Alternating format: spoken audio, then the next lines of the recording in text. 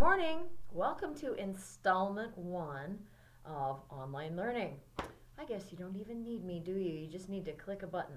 All right, today we are going to remind ourselves what the lines and spaces are on the treble clef and what letters go with each one. There are memory tools we can use, so let's get started. For this lesson, you will need one pencil, probably an eraser, and a couple of pieces of notebook paper. Or if you have a notebook with you, just get it out, turn to the next clean page, just like we do in class, if you would.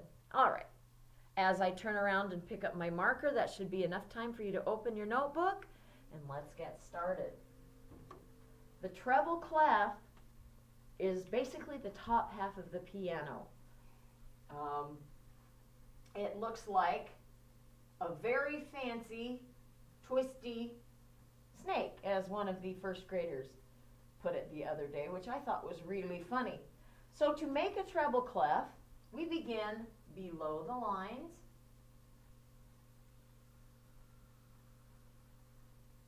go all the way past the top line,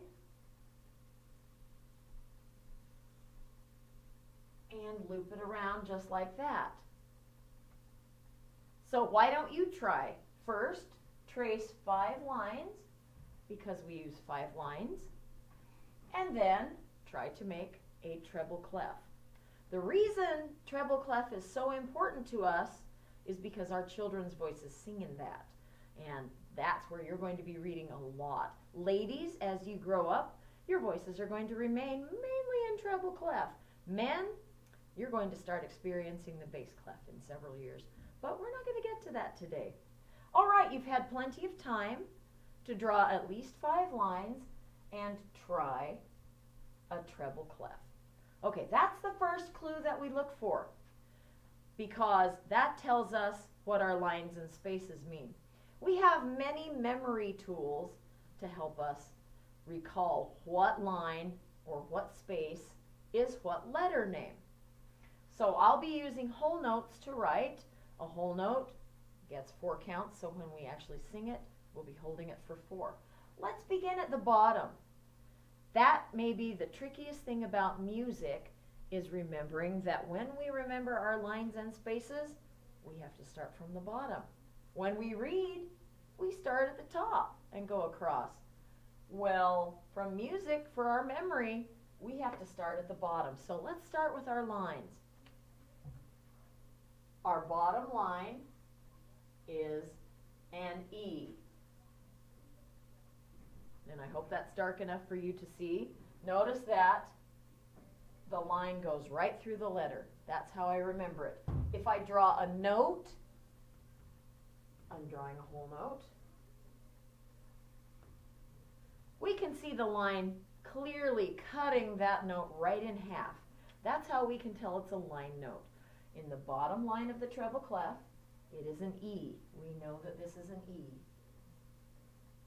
My favorite memory tool starts with the word empty. E-M-P-T-Y.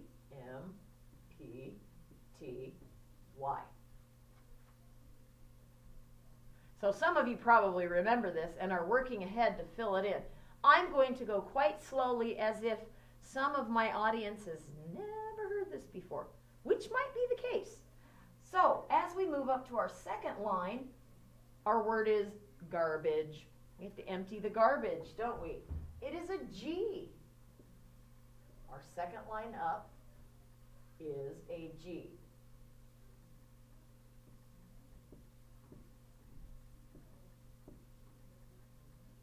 And again, for a line note, we have to make certain that the line is cutting it right in half. That's how we tell. And remember, when we start reading real music, they're going to be tiny, so your eyes have to get used to looking for that line going right through the center of that note. All right, our third line up, the word is before. So that is a B.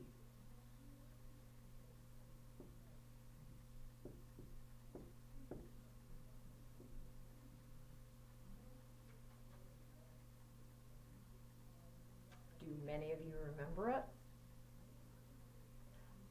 Also, if you don't like this memory tool, there are others. I learned another one. We'll go over some really quickly as soon as I fill in the lines.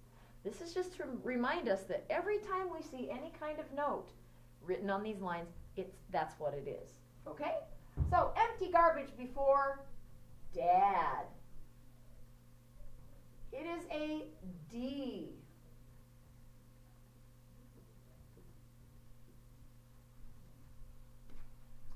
Empty garbage before dad flips. We don't want him to flip out on us.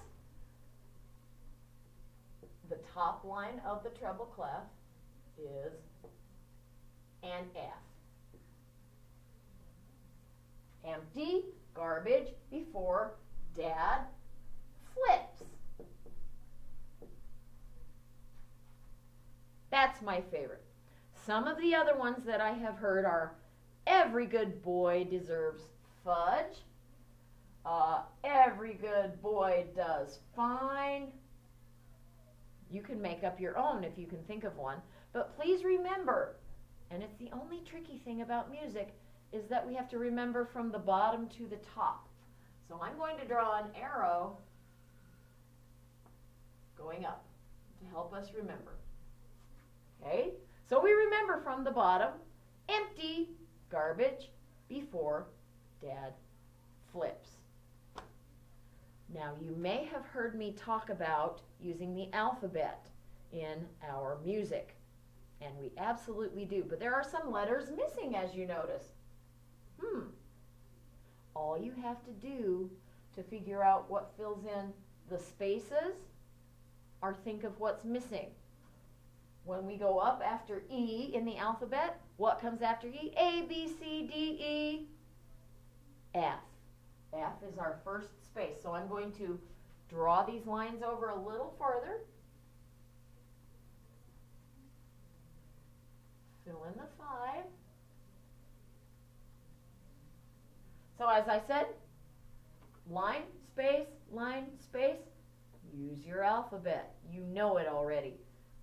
A, B, C, D, E, F is our space right above the E.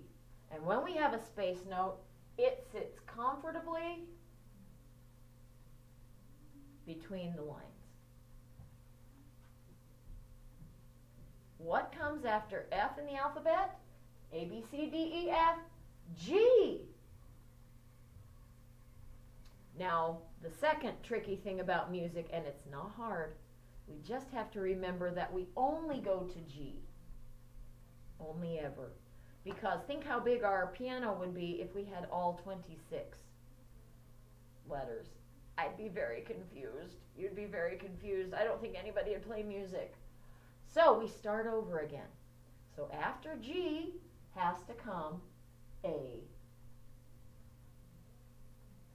It is the letter A. So it always goes A, B, C, D, E, F, G. A, B, C, D, E, F, G. Easy peasy once you remember. And again, the space note sits comfortably in between. A, B, we have our B on the line, so what comes after B? We go to a C. And obviously you have seen the pattern, and some of you are probably finished by now. That's awesome. A, B, C, D, we have the D. We're missing an E, aren't we? So our top space is an E. And again, if we begin at the bottom, we spell a word. F-A-C-E. Face. So I hope this is helpful for you to remember the lines and spaces of the treble clef. It does not have to be a whole note. It can be a quarter note, an eighth note, any kind of a note. If it's sitting on the bottom line, it's always an E. If it's sitting on the top line, it's always an F. So repeat this as often as you need to to remind yourself, and that is fine. Have a great day. I'll see you in the next video.